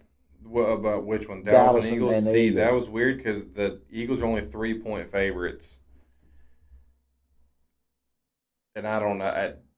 I'm not touching it because both teams, if the Eagles had an explosive offense, I would say Eagles all day long because the Dallas can't guard anyone. But you don't have to guard anyone when the Eagles are just going to get their 3 yards of play no matter what. So, folks, I'm going to tell you, just take the over because even as bad as he says the Eagles' offense is, Dallas can make any offense look all pro. Oh, yeah, they absolutely can. And their offense can score on anyone so far. And my goodness, they're 2 wide receivers. By the way, as I had a bad gambling weekend. It was bad. I was losing left and right. I know on the sheet it says I did okay. It was not good. Throw in college basketball in there too. That didn't help. Other plays after Thursday. Yeah, but it was not good. But then I had just a beautiful Monday and Wednesday because Monday, Betly, the app that I use, had a promo for a profit boost on the first touchdown score in the Cowboys game. And last week, I had CD to score the first touchdown, and he, I forget, he either dropped it in the end zone or he got tackled at like the 1. I forget exactly. Yeah, and it was real close. Well, I saw the profit boost thing this week, and I said, you know what? I'll do it. And so I put $10 on it, which is my unit. It's $10 a game because I'm rich and I'm betting big money. But I like that. I'm watching, and they kept CD and George Pickens out the first drive, and I'm sitting here going, "You're joking me." And then both teams trade field goals. Touchdown still hadn't got scored. Then he ends up scoring first touchdown. So after a bad weekend, that one turned to like $120, and then for some weird reason, I should admit this in case my family watches because I'll get a lecture, but for some weird reason I felt just really passionately about Alabama basketball last night, money line. They were playing Illinois. They were like a 3.5-point dog, I think, to Illinois. Alabama just came off a loss, and as much as I don't want him to do super well because he's in our conference, Nate Oates has not been – he doesn't really lose a string of games in a row. They shoot a bunch of threes. They'll lose a game, and then fantastic college coach. Yeah, he is, and they just lost, and I just couldn't picture them going and losing 2 games in a row. And so I can't explain it to you. I just out of nowhere I felt super strong about it, and I bet $50 on Alabama money line, which was way out of my league. But they ended up winning. Playing, baby, folks, as a handicapper this time of year, you can play every single solitary day. Oh, yeah, it's bad. Football and basketball. And when baseball starts too, it's just, remember, the only 2 days that you do not play on team sports or bet on team sports is the day before the Major League Baseball All-Star Game and the day after. You will not find any sports betting those 2 days. You can bet on like 4 in soccer. You can do all that. You can bet on Russian ping pong too. But I'm talking football, NFL, NHL, Major League Baseball, NBA. you're going to find, because this time of year, basketball season is starting. It's the middle, the end of football season. By the time the football and basketball season, the baseball season is going, it's nonstop. They plan it that way, folks. It is. It can make your priorities in life, even if they're fun and exciting, a little out of balance. I will say, though, this year I've been way smarter on. I used to kill it in early season college basketball before the NIL thing existed and the transfer portal, because college basketball has always had these random small programs that it gets to March Madness every single year, and you see VCU, Drake, St. Bonaventure, Yeah. Drake, St. Louis. You see these schools every single year that you know they're going to win 27 games, and they're going to lose to the good teams they play, and they're going to beat all the other teams. And so I would kill it in early season college basketball because I would just pick through them and find those schools that I knew. He'd just say Creighton wins every game until Creighton joined the Big East, and now everybody knows about Creighton. But now you can't do that anymore, because all those teams they always had those programs because they had either the same coach or they retained all these players, and they would just develop, and they'd have these experienced teams. They just didn't lose those games. Now that's not a thing anymore. So I had to make the decision, and I fortunately did it, at the right time. But you can't do it anymore because those teams aren't like that anymore. Now you get to March and you see random schools you've never heard of because they caught lightning in a bottle, and it's not like the same schools every year anymore because they're all giving their players they're all transferring to bigger schools. So that's the old Loyola Marymount and all the West Coast, Weber State, Butler, Wichita State. All of those schools back in the day when Phee was playing, those were just good days. If you knew what you were doing and you watched that many games, it just takes way too much time. Phee cannot devote that kind of time whatsoever, but he did for years, Sir Isaac the Guru. So this is the kind of time of year you love. Well, of course, I love Thanksgiving because of food, football, and family, and just fellowship that we have. Oh, yeah. So we're coming right up a week from today on that. So happy Thanksgiving to everybody else out there. I hope you have a safe week, and especially if you're traveling. But we've talked about most of the games, but one that really surprises me about the situation is the L.A. Rams -7 against your Baker Mayfield's Tampa Bay Bucks. The Bucks let me down last week. They did. And they didn't play that bad. No, they didn't. But Buffalo played better. Yeah, and just couple things went their way in that game, but it was a shootout, and the score ended up being a wider margin than it felt. That's right. Midway through the third quarter, I felt like that game could go either way. 100%. But it went all Buffalo's way. Josh Allen put on a show when he needed to, and some days he does, and some days he don't. But what do you think about Tampa Bay banged up, going across country to play in SoFi with, again, nobody's talking about Mr. Stafford, but he just keeps winning. Man, puts on a show, I like Matt Stafford. Matt Stafford puts on a show, really doesn't he? I respect Matt Stafford as much as he's like if Myles Garrett ends up going to like the Chiefs in the last few years of his career and plays well, because Matt Stafford toughed it out forever. And, man, I just respect him. We could talk about that every single week. I love Matt Stafford. But, no, I think I'm going to get suckered into that line because it is a trap line. And I'm taking the Bucks in that game. I just think you're going to buy the hook, make it 7.5. I'm just betting it as it is. It's 7, and the Rams are good. I think the Rams are good. Their defense is amazing. That's another team that has just a really good defense. There's 4 or 5 defenses in the league right now and they were not the ones that everybody expect them to be. No, but they are. The few that are that good are just real not fun to play against. But now, isn't it funny that Phee told you earlier this year when you were talking all that trash about the Rams and San Francisco and how I used to tell you that San Francisco owned the Rams, and then you got some backup quarterback for the 49ers, and the Rams come in there and beat them, and then come back again and just stomp them at San Fran. So tell me about San Fran compared to the Rams, because now is San Fran and KC not going to make the playoffs? San Francisco's so injured that they're having way different situations, because equal size names in the last, few years. They both feel like they've been really good.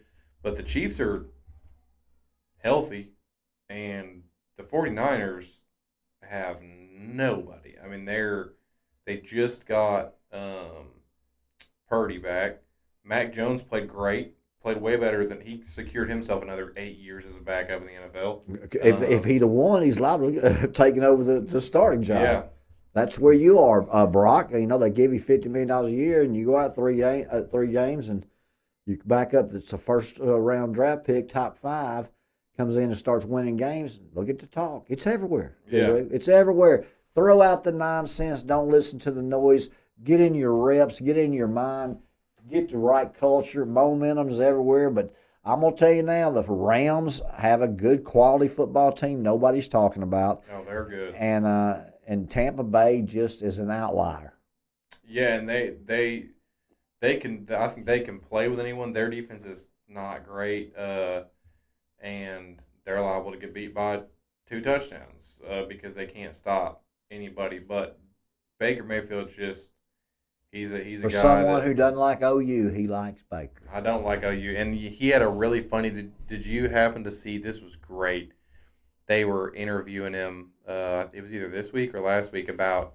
I think it was Eli Manning. He said they were talking about one of the plays where he scrambled and went and put his shoulder down into a linebacker, and they were talking about, man, it just seems like every time on 3rd and long that you just find a way to scramble around and get there. And they said, how do you practice that? And he said, well. He said, I practiced it one time in Fayetteville, Arkansas, and it didn't go too good for me, which made me laugh because the Dixon Street incident that most folks don't know about, but it was national news, folks. Yeah, but and at that point, you may have said this. I don't remember if it was you, but when you haven't made it yet and you haven't had a chance to prove yourself, everyone at that point views you as cocky. And which I think he's grown up. I don't think he's going out on dicks and getting tackled by cops right now. But he had the same general personality then, and it gets interpreted as so does obnoxious. Lane Kiffin, so does Isaac Montgomery, so does that young Phee Smee. I mean, the bottom line is he has some real success, some real exposure as a young man, went out and partied like a lot of young men, got into a situation like a lot of people do. But the boy that hit him, that he nailed. He forearm tackled him real well for Mr. Policeman. Yes, he did. He had training in football tackling. But no, I think Baker Mayfield is probably just like most young men with lots of success and exposure, and they're very confident and arrogant and do what they want to when they want to. And now he's probably grown. I don't know if he's got a wife or married. Everyone interprets that personality now as being a dog rather than being annoying. It was cocky. The same then. It's the perception. Exactly. If he loses 5 in a row again and starts talking trash to the media, he'll go back to that. 100%. But I like the Bucks in that game just because he's a fun person to bet for, and I think he can hang with anybody. But the Rams are good, so that game could go either way. I like the Bucks. I like your Lions covering again, like we talked about. Lions covering and the Cowboys over. But they should have a bounce back game against the Giants. The Giants are so hurt.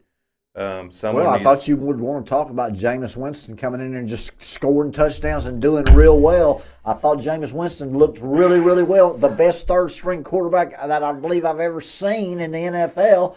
He got beat 27-20, and they moved the ball, and he doesn't have anybody to throw it to. Nobody running. I'm telling you, Jameis Winston can play. I don't understand why he's third string anytime.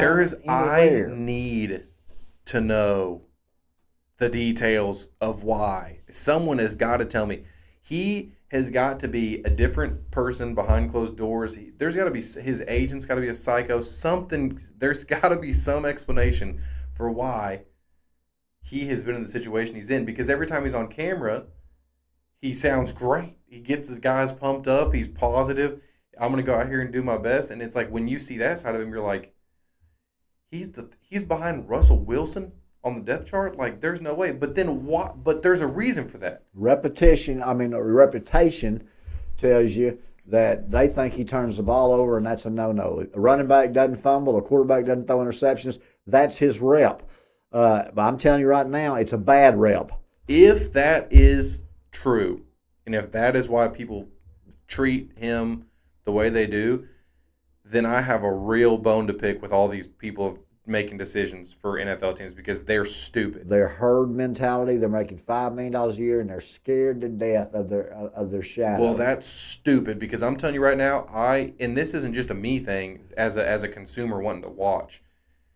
There is no way that you could tell me rolling out a guy like Jameis Winston is not better than rolling out a guy who's going to throw for 50% completion percentage, 90 yards, and 0 touchdowns. You can never. I would rather.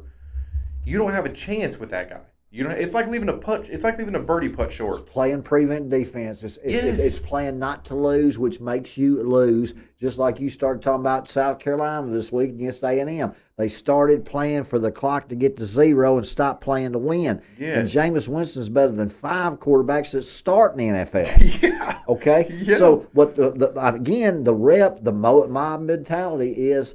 Well, you know, he threw 40 interceptions. So you just can't have him throwing 30 interceptions. You have to be trustworthy at that position. And your point is my same point in basketball. The more times you shoot, the more times you score. The more times you score, the more times you win. So don't pass the ball 7 times in junior high hoping they can catch it, pass it back, not turn it over or dribble it. Have a motion offense, set screens, roll, and put the ball in the boy's hand or the girl's hand that can shoot it, and shoot it. Yeah, because as many times as you can shoot it. Because if you don't shoot it, the ball's never going to go in the basket, as much as that may blow some people's And if you mind. don't ask the girl out, you get the same answer as if she says no. True. So play Jameis Winston, and if he throws for 3 interceptions, then let the media eat him alive. And it'll happen. And it'll happen. He'll throw 3. They'll get hammered. But he's a 500 quarterback in the NFL, Yeah, and he can throw for 350. You got if you play Jameis Winston against the Eagles, you got a chance to win the game. If you play Russell Wilson against the Eagles, you don't have a chance to win the game. But also Cincinnati, I will take on that note. I'll take back a little bit of when I complained about them not signing Jameis. I'll give Joe Flacco credit. That man has aired it out. He's done exactly what you would want Jameis Winston to do, which is throw the ball to playmakers. He's done it. So, do I think that they would have been better off with Jameis? Maybe, but at least he went in there and slung the ball Who around. would have been better off with Flacco? It was the Cleveland Browns. But you know, they like Shadur. I know. That's my point. I mean, you trade them to your cross.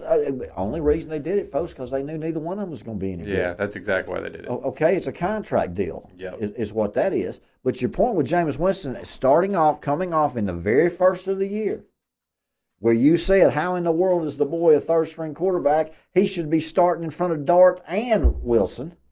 And now you had Wilson, then you had Dart, then you had Wilson, then you had Dart. Now you got Winston. And Winston, to me, I watched that game just because of you, Guru. I like it. Okay, Jameis Winston looked just like I remembered he would. Yeah, he ain't scared of it. He's not scared of it. No, he's not. And someone's got to tell Jackson Dart to stop. He's been in concussion protocol 4 times already in his career. And I don't care. I respect the effort. I respect the bravery. I respect the energy. I like all that. He's trying to earn the locker room, Guru. And I like that. I like that. But there is a line between earning the locker room and your career lasting 2 years. Tell Baker that. Baker's just like him. See, he's smarter than Jackson. Well, Jackson, he's not a rookie. Jackson Dart treated his head like it was a hammer and went and tried to find a guy to bounce. Jackson, you're not going to last long in the NFL doing that. But Guru understands that you're trying your best to win the locker room and your players over by being that way, but it's not a good career decision, which means if you don't play, your team doesn't win. Because they're not going to play Jameis. No, and in the NFL, and they don't have Malik neighbors. In college, you can do it a little bit. In the NFL, you can't do that because every single dude, the smallest defensive back in the league, in the NFL, is the best defensive back that you played against in college. You will get stuck and you will get hurt, and your brain will be jelly by the time you're 40 years old because you just can't do it. And people will tell him that, Yes. but he better learn it because he's fun to watch. I would like him to stick around in the league, but that man, he's in trouble if he keeps trying to do that because he's going to get. Don't start him this week on your fantasy football team. No, don't do that. So, anyway, Guru, finishing up on our picks, I think you loved the dadgum Lions minus the 10. You like the Chiefs minus the 2.5. You like the Bucks plus the 7. You really talked a little bit about the Patriots early, but the Patriots minus 6 standing at that division. What do you think about the Patriots after 1 year of Bill Belichick's absence? Had a rough year, hired a boy that they really like. Next thing you know, Jed's a millionaire. Ken folks said Jed move away from there. New England, 9-2. Good too, and Vrabel, great coach. Everyone's always liked Vrabel as a coach. Drake May playing great. Bengals don't have Jamar Chase because he spit on Jalen Ramsey and then appealed the decision, saying that he didn't spit, and his defense that he gave was, if I was he basically said, I'm better at spitting than that. Trust me, he said if I would have been trying to spit on him, I would have spit in his face, not on his jersey. Great defense. Great defense. Just like your Mac Jones' defense of his quarterback interception early on in the year. Yeah. So no difference. Not even, I spun it. I spun it. Right, hitting right between the numbers. He should have caught it. So, so Jamar, if you want to spit on him, then you would have tried to spit in his face rather than his jersey. Gosh. Anyway, those boys, they have a good time. Jalen Ramsey's quality cornerback. Jamar Chase, top receiver. Him and Justin Jefferson in the NFL. But they're prima donnas, baby. You want to talk about some arrogance and some confidence to play that position, cornerback and wide receiver in the NFL. You got to have just as much confidence as those quarterbacks. Corners especially. You're on an island, baby, especially if you're fading left, fading right outside those lines with no help when you over the top with the safety.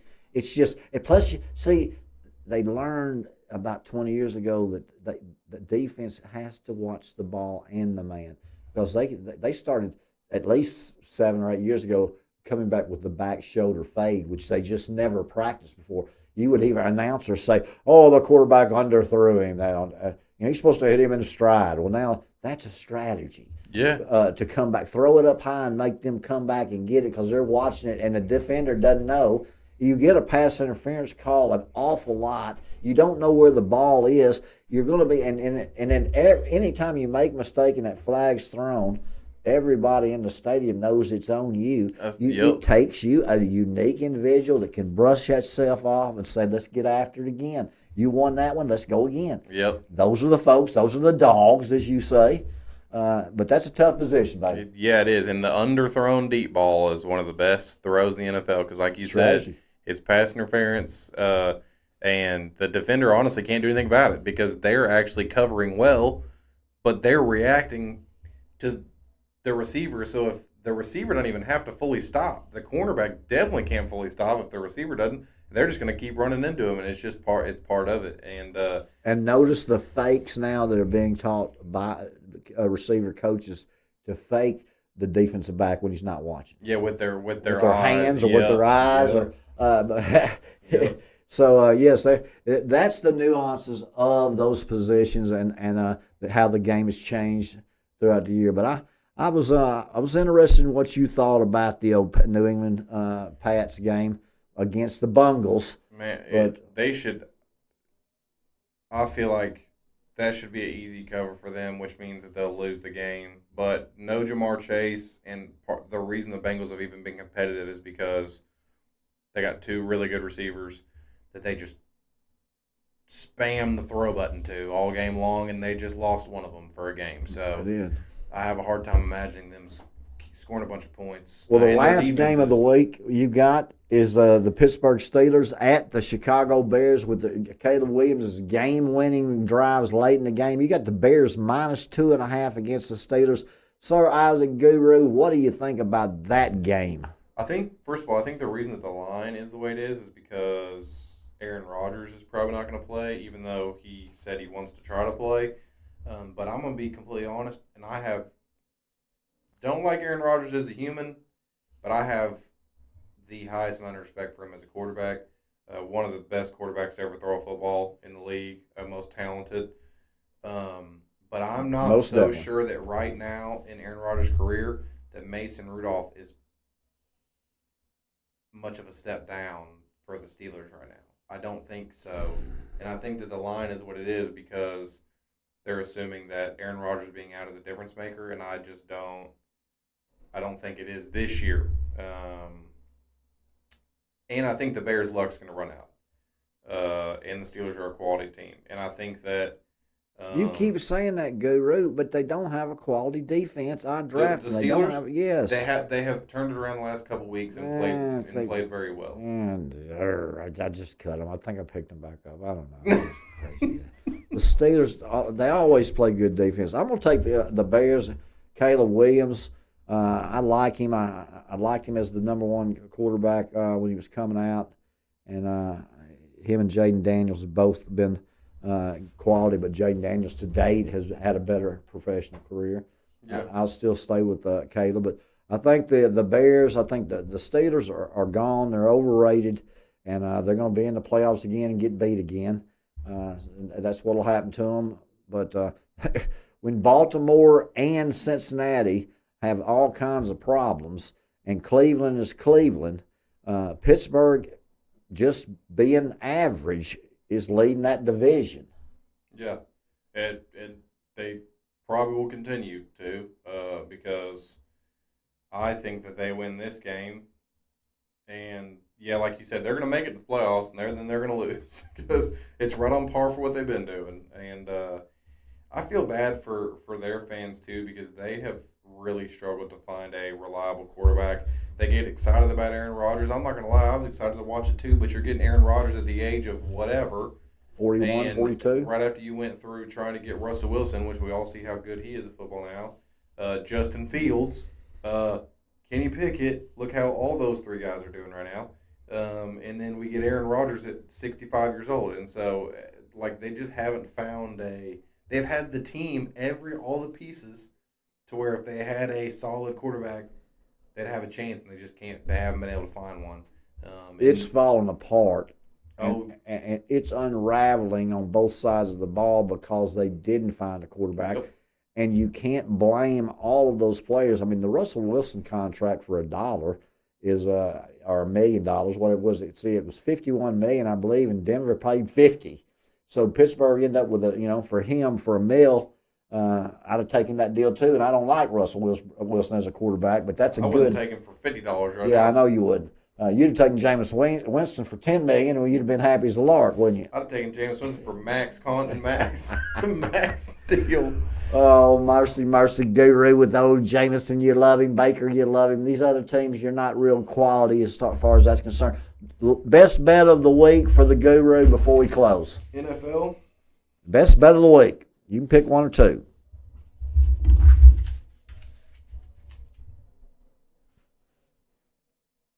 I'm going to go with. Here we go. That's just three. Not a lot of show notes. Not a lot of show notes right here at Phee Sportsball with Sir Isaac the Guru. Phee throws him a dadgum hard-hitting question. He thinks about it. He looks. I'm torn between Tennessee minus 4.5 versus Florida or the Patriots minus 6 in Cincinnati. Okie dokie. I like both. Let's go with the Cincinnati, New England minus the 6 at Cincy for the pro Phee Smee's sports ball pick for pros. And the college Guru likes. He actually likes Tennessee minus the 4.5 playing at Florida. You got it, folks. Guru takes both folks on the road as favorites. He takes the New England Patriots minus 6 in the professional, and come Saturday, he's got Tennessee minus the 4.5 against Florida. Ladies and gentlemen, boys and girls, tune into the Phee Smee Network later on tonight at 9 p.m. for Night with Phee.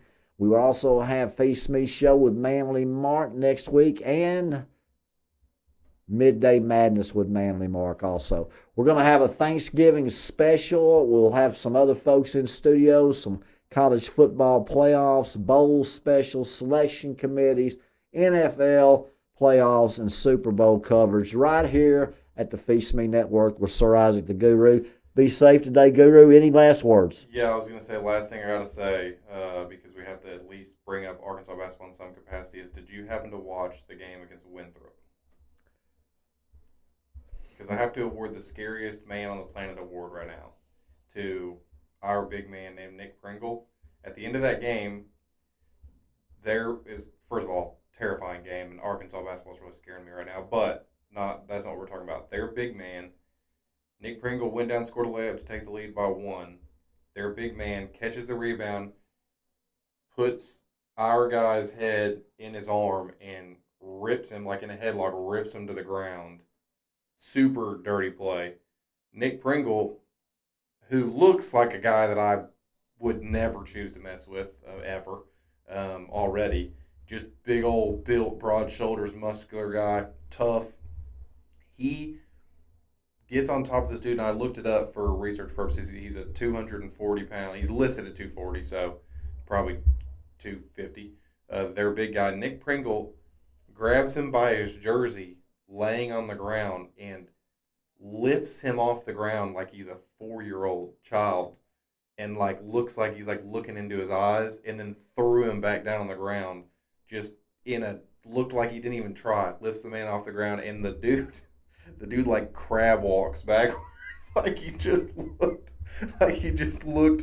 at the devil he was terrified for his life. And first of all, Mr. Pringle came out of the hood, huh? I don't know where he came from, but I'm telling you, I don't care, because I like Mr. Pringle. You also, Calipari might be terrified of him too, because how many times have you ever, into the game, 1-point lead, you have a risk of getting a technical foul that could lose you the game? Any coach on the planet goes and looks at that kid in his eyeballs and says, "What are you doing?" John Calipari sees him lift a 250-pound man off the ground like that and throw him down.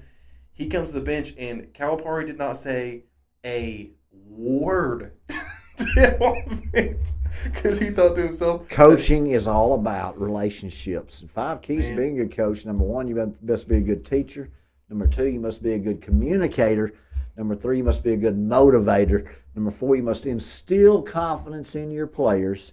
And number 5, you must practice at game speed. And in that 1 minute to play, or 1 second to play, or 1-point lead, and that guy does that, if it was a do or die game, your coach would have acted completely different than a early season game, to where that coach was proud of the way that boy treated for his teammates. Exactly. For his teammate. That's a chemistry building situation there, and I think everything went well with Coach Cal not doing anything. And he was probably terrified. Well, again, so you don't go through that. He might have just been like, "Oh my goodness." He probably just said, "Now's not the time. We'll talk about it later." We'll talk about it when we run back the film, right? All right, folks, we do appreciate you guys spending a little time with us on Thursday night at the Phee Smee Network.